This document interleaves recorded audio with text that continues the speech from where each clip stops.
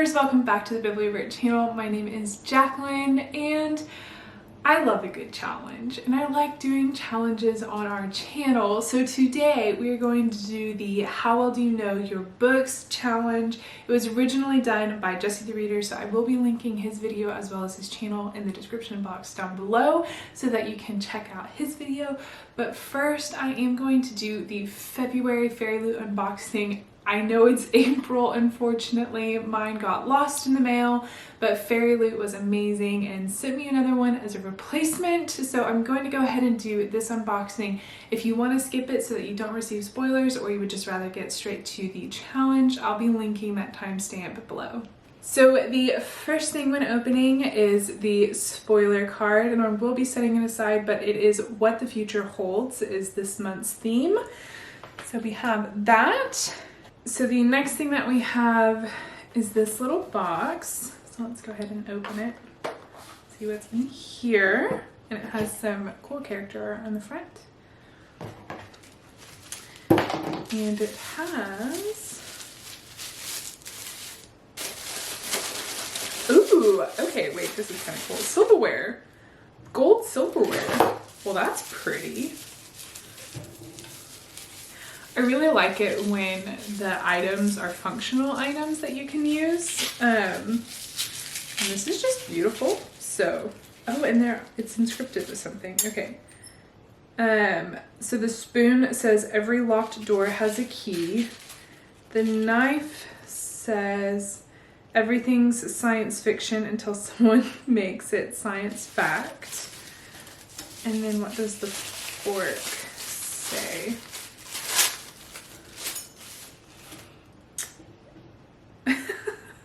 The fork says, think badass thoughts.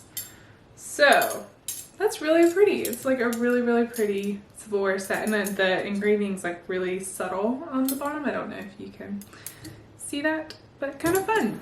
I like that a lot. I don't know what it's from, but I'll check at the end and see what it's from. The next thing is, I think it's a pillowcase, maybe?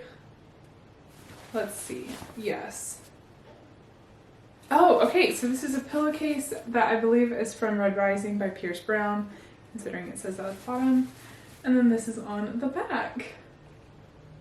It's pretty. Next up, we have a candle that is eco, and it says, broken isn't the same thing as unfixable. Ooh, and that smells really good. It's cranberry, peach, citrus, and vanilla. I like that. I'm not quite sure what book Eco is from. I don't dabble as much in the science fiction world as I would like to. The next thing we have is a pin. Ooh. And it says, plenty of humans were monsters, plenty of monsters knew how to play at being human. And it says Vicious at the top, so I wonder if that's Vicious by B.E. Schwab, maybe? Then we have this, and it says, the night walked down the sky with the moon in her hand. Oh, it's lights! Cute! And they're like little moons. That's cute! I'll have to find a place to put that up on the shelf. That's kind of what they look like. I'm doing an awful job at this. They're like little moons. Then we have the cards, which I'm not quite sure where they're from, but they're beautiful. And then we have the book. So even though my box was like a couple months late, I didn't spoil myself, which was kind of a surprise. So we have some more art about the book, and then the letter from the author, whose name is Emily. We have the, I just nailed myself in the face. We have the fairy scoop, and then I guess this was February's month was Frozen Fables. And then the book is This Golden Flame by Emily Victoria. On the back it says, change your fate, pay the price. And it has these beautiful sprayed edges, and they're really pretty cover as well. Oh, I love that. This is what the naked cover looks like. The reverse dust jacket. She signed. And then let's see what this book is about. Fantasy fans won't want to miss this one. Orphaned and forced to save her country's ruling group of scribes, Karis wants nothing more than to find her brother, long ago shipped away. But family bonds don't matter to the scriptorium, whose sole focus is unlocking the magic of an ancient automaton army. In search for her brother, Karis does the seemingly impossible. She awakens a hidden automation, intelligent with a conscience of his own. Alex has no idea why he was made or why his father, their nation's greatest traitor, once tried to destroy the automatons. Suddenly, the scriptorium isn't just trying to control Karis, it's hunting her. Together with Alex, Karis must find her brother and the secret that's held her country in its power for centuries. So this sounds pretty good. And again, that's beautiful. So I'm excited to check this one out. Again, dabble a little bit more into the futuristic sci-fi kind of world. Okay, so now to see what the items were that I wasn't quite sure or recognized. The enamel pin is indeed inspired by V.E. Schwab's book. So the cutlery as well as this case was inspired by Warcross by Mary Lou. And then the art is inspired by Spin the Dawn, which is a book that I have on my TBR that I would love to get to. So it's nice to kind of have something to imagine the characters by, because I'm not very good at that aspect when reading. I can picture scenery, but I can't picture faces. So this is kind of nice. But that is it for our Fairyloot box. Let's go ahead and jump right on into the challenge. Okay, so for this challenge, I think there are like 28 prompts on here. So I went onto our Instagram and asked for 2 numbers. One that's between 1 and 34, and that is the number of how many bookshelves I have. Some of my bookcases are cubes, so there are more. And then 1 through 15, numbering how many books that I generally have on those shelves. However, some of them have far, far less than that. So if I get one and it doesn't fall within that cube, I'll just keep counting to the next one. But let's go ahead and do this. I'm gonna read the prompt first. We'll pick a book, and then that's how we'll go. Okay, so the first prompt is, without looking at the description, tell us what the book is about. And I am choosing number, let's see, bloop, bloop, bloop, bloop, bloop, bloop, bloop.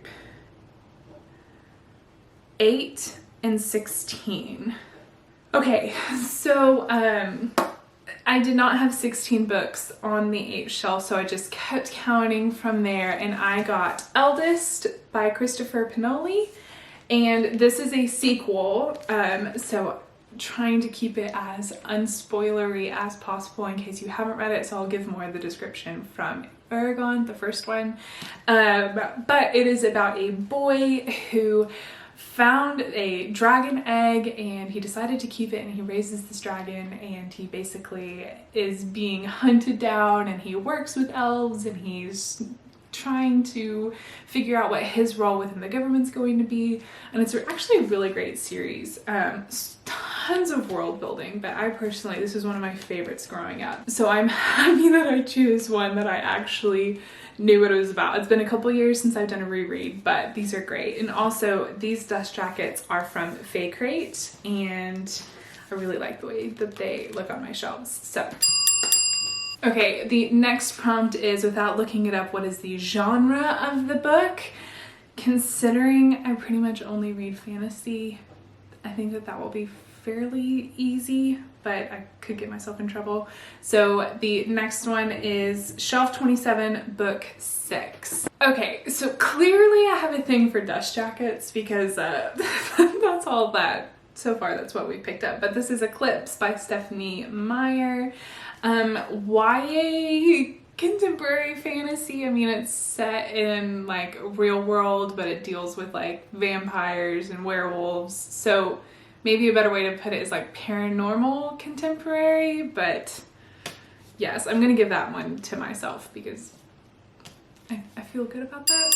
Yeah. This one is going to be hard because I am not good with visuals. So this one is without looking at the book, tell us what's on the cover. Let's do shelf 18, number 4. Okay, so without looking, I'm not even confident at the book that I picked up because I didn't want to be spoiled. I think it's We Defy the Stars by Megan Spooner and Amy Kaufman, maybe?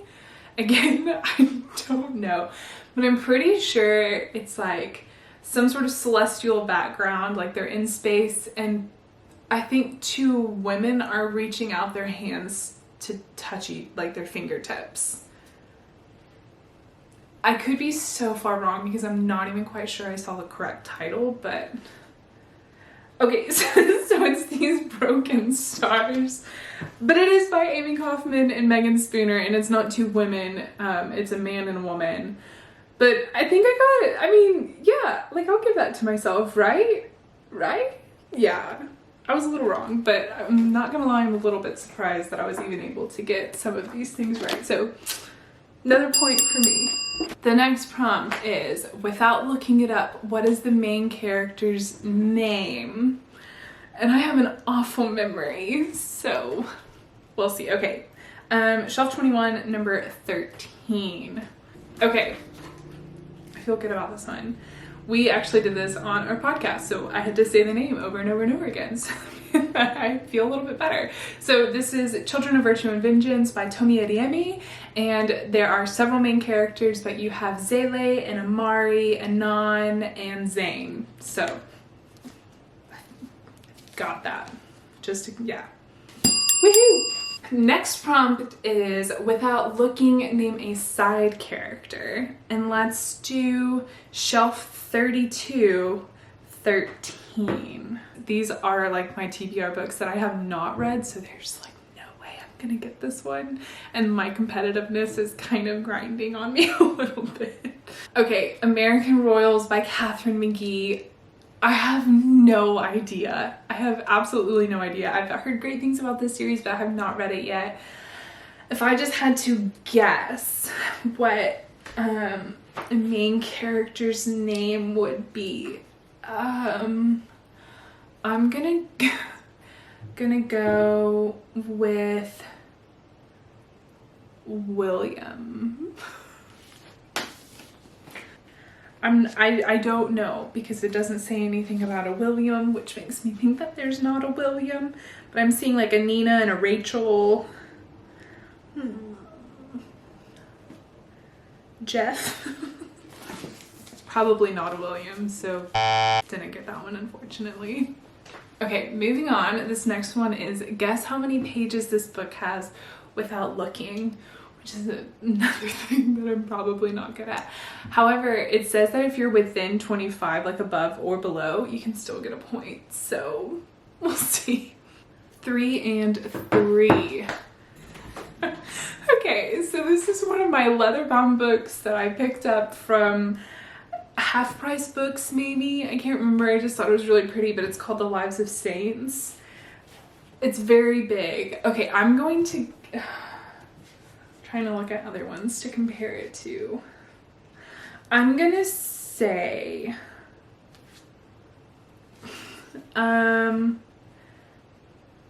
732. Well, that's pretty. Let's see. Oh, yikes.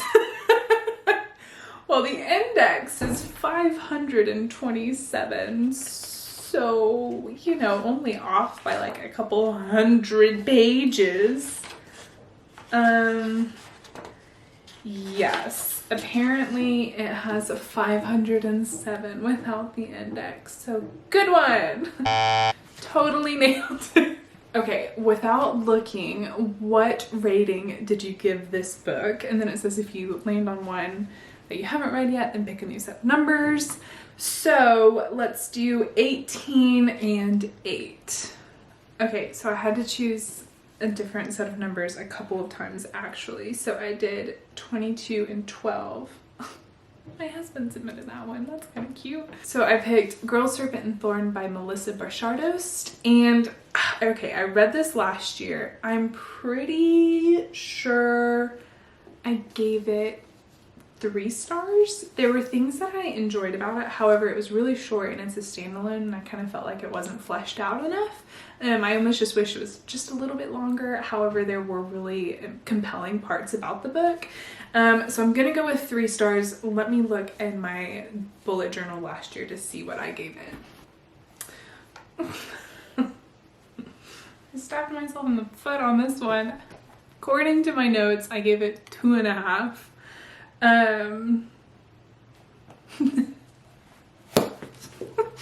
I wanted to be right. Well, 2.5. Didn't get that one. But I was close. I started off really strong and then I just kind of like petered off. So we need a good comeback. Oh no! Okay, so this one says, without looking, where does this book take place? Yikes. Okay. Oh! This is gonna be a disaster. Okay, let's do 7 and 3. Okay, so I got The Wicked King by Holly Black. And I read this in like January of last year. And I know that it's like the fairylands. There's like the different courts, so like Mob's Court and things like that. However, the only thing I'm going off of is that Holly Black released a new book called How the King of Elfhame Learned to Hate Stories. So I'm going to say Elfhame, not because I remember in the book, but because of the book title. So let's see if I'm right. I don't even know if there's a map. Oh, there is a map. Yay! And it is! Elfhame. That's a really pretty map. Wow, okay. See, I think I'm getting back in my groove, so that's good. So this next one is Without Looking, What Are the Parents' Names? And again, I don't know if this is just common in fantasy books, but I feel like there are very rarely ever parents, and if they are, it's just like king and queen. So we'll see how this one goes. Picking a new one, 17 and 4. Odds are I'm not gonna know this one. Okay, so I feel like I got really lucky on this one. And again, I had to choose a couple different numbers because they kept falling on books that we've already done. But we got Twilight by Marissa Meyer. And Bella's dad is Charlie. Her mom, oh no, what's her mom's name? Scatterbrained mom. What is her name? Oh no. Oh. Renee. Renesmee. So Renee and Charlie, and then Edward's parents are Carlisle and Esme. That took me way too long. It's not necessarily a victory that I feel good about. Okay, Without Looking, if it is a hardback, what is the color of the book underneath the dust jacket? This one's gonna be fun. So, 23 and 5. Okay. Traitor to the Throne by Alwyn Hamilton. Fantastic series. This is not the first one in the series, but it's really, really good. Kind of got a little peek. I think it's orange. It's orange. I kind of feel like I cheated on that one because I could see it from above, so I'm not going to give myself that point. But, okay, Without Looking, is there anything on the hardcover underneath the jacket, like a symbol or an insignia or something like that? So, let's do 29 and 4. So this came in the Fae crate, I believe. Allie got one in the Fairyloot, and we did an unboxing of this one. So because it's special edition, I'm gonna go with yes. And going off of maybe, like, it's gonna be whatever that symbol is. So let's see. Oh, no. Not Fae crate, bookish box. Not Fae crate. Without taking the dust jacket off, what is the color of the font on the book? 12 and 12. Queen's Assassin by Melissa de la Cruz. I'm gonna go with gold.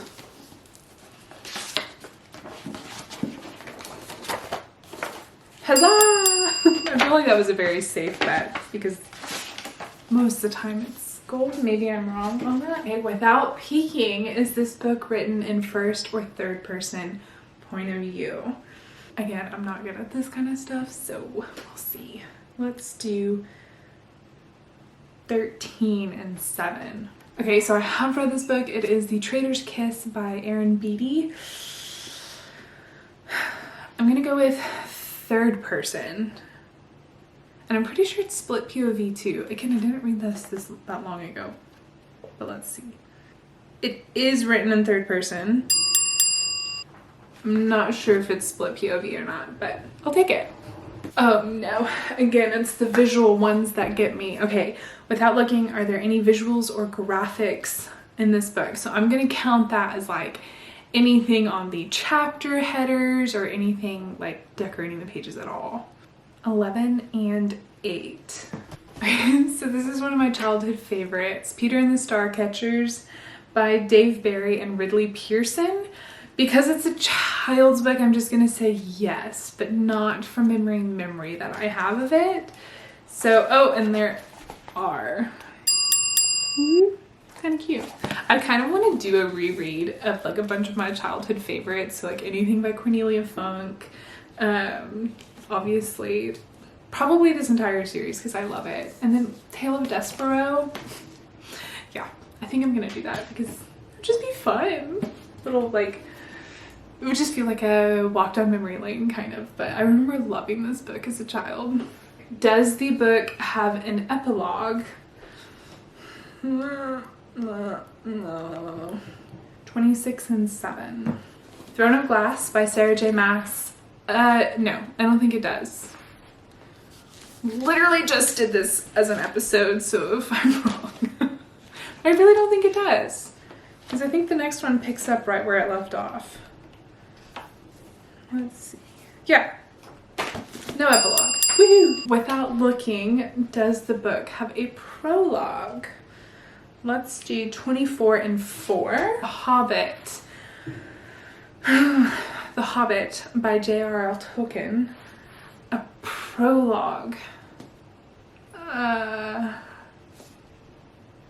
don't think so. It has a preface. Oh wait, hold on. No. It's a preface written by his son about this edition. Okay, yeah, no, we're totally good. It starts at chapter 1. There are a bunch of like, because it's like this 75th edition, like year edition celebration anniversary, that's the word I'm looking for, 75th anniversary book. It has like a bunch of letters and stuff like that from like his son and other people like that. I am not counting that. It starts in chapter 1. There's nothing about the book that has a preface. Without Looking, is this book signed? Now this one could be tricky because I get a lot of my books from Half Price Books, but I also just started getting like subscription box ones, and those are signed. However, I haven't gotten very many of them, and I think I would recognize which ones. So fingers crossed that I can do this one, but again, I'm not sure. 3 and 7. Okay, so we have The Count of Monte Cristo by Alexander Dumas. I believe this is the Barnes & Noble edition of the book. I'm not looking for this. I believe Alexander Dumas passed away quite a while ago, so I'm going to say no, it is not signed. And then I'm also going to look up, yeah, it's the Barnes & Noble edition. And no, it is not signed. I think it would be way more expensive than I would be able to pay if it were signed, so no. Without Looking, are the acknowledgements in the front or the back of the book? The book that I actually read today, the acknowledgements were in the front, and I feel like I don't see that very often. So that one kind of surprised me, so it's kind of timely. Let's do 17 and 13. The Kiss Quotient by Helen Huang. Okay, so my hunch today, I was reading a contemporary romance and the acknowledgements were in the front. So I was thinking maybe that's a contemporary thing to do because I feel like a lot of times the fantasy acknowledgements are in the back. So I'm just gonna go out on a limb and say front of the book for this one. Let's see if I'm right. Wow, okay. I'm actually kind of proud of that one. Did not see that one coming. Okay, and the last one that I'm going to do, there are a bunch more on here, but I'm losing light. So the last one I'm going to do is, what year did you read this book? That might be difficult because I haven't been keeping track of the year that I read the book. And I wouldn't be able to know unless it's a book that I've read within the last couple of years. So it might be kind of a little bit easy, but I'm going to even make it harder and try and do what month and year I read the book to make it a little bit more of a challenge. So let's see. Obviously can't be a book that's on my TBR. 20 and 14. Just kidding, I already did it. So we're gonna have to do another one. 11 and 7. I don't think we've done that one yet.